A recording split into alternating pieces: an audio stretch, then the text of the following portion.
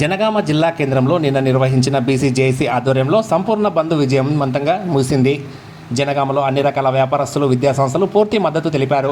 BC JAC నాయకులు సాదిక్ అలీ మాట్లాడుతూ రాజ్యాంగం 50% రిజర్వేషన్ ఇవ్వాలని చెప్పలేదని, సుప్రీంకోర్టు మాత్రం 50% మించి ఉండరాదని మాత్రమే చెప్పిందన్నారు. కానీ తమిళనాడు రాష్ట్రంలో 69% రిజర్వేషన్ కొనసాగుతుందని, 9వ షెడ్యూల్లో దీన్ని చేర్చడం జరిగిందని గుర్తు చేశారు.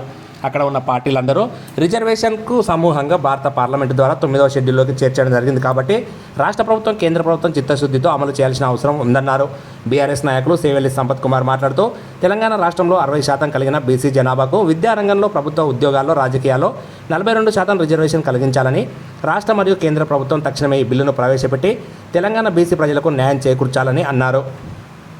రాజ్యాంగం 50% రిజర్వేషన్లు ఇవ్వాలి అని చెప్పలేదు, కానీ కోర్టులు మాత్రం సుప్రీంకోర్టు 50% కంటే మించి ఉండొద్దని చెప్పింది.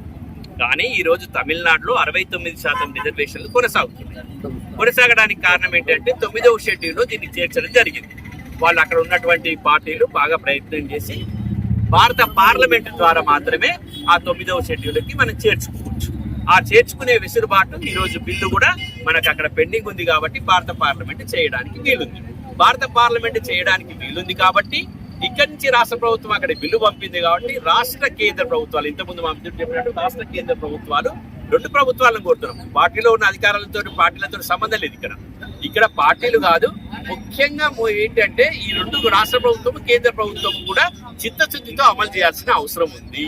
మాకు కావాల్సింది ఏంటిది, 50% కంటే లిమిటేషన్ కంటే ఎక్కువ ఉన్నా కూడా తమిళనాడులో జరుగుతున్నప్పుడు తెలంగాణలో ఎందుకు జరగదు? కాబట్టి జరిగే అవకాశం ఉంది, దానికి వెసులుబాటు ఉంది.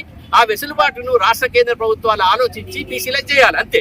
ఇక మేము దాని గురించి ఎక్కువగా చెప్పదలుచుకోలేదు. అది హైకోర్టు కొట్టేస్తుందా, సుప్రీంకోర్టు కొట్టేస్తుందా, సుప్రీంకోర్టు వద్దంటదా, హైకోర్టు వద్దంటదా కాదు. మాకు మేము ఎన్నుకున్న ప్రజాప్రతినిధులు పార్లమెంట్ లో ఉన్నారు. పార్లమెంట్ లో ఉన్నప్పుడు మేము ఖచ్చితంగా పార్లమెంటు సభ్యుల్ని అడుగుతున్నాం, నిలదీస్తున్నాం. ఈ బంద్ ద్వారానైనా కనీసం కళ్ళు చెప్పేసి మీకు మేము ఇస్తున్నామని కేంద్ర ప్రభుత్వం ప్రకటించాలి, మీకు మేము ఇస్తున్నామని రాష్ట్ర ప్రభుత్వం ప్రకటించాలి.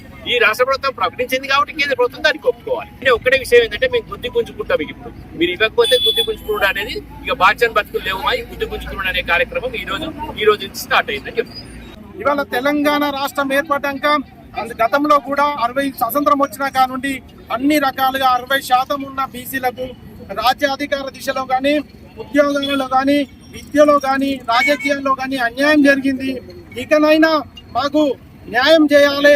ఇవాళ 42% ఏదైతే బీసీలకు న్యాయం చేస్తే రిజర్వేషన్ అమలు చేస్తామని చెప్పిన ప్రభుత్వాలు, రాష్ట్ర ప్రభుత్వం అయితేంది, కేంద్ర ప్రభుత్వం అయితేంది, తక్షణము ఈ యొక్క బిల్లును ప్రవేశపెట్టి తెలంగాణ ప్రాంతంలో ఉన్న బీసీలకు 42% రిజర్వేషన్ అమలు చేయాలి.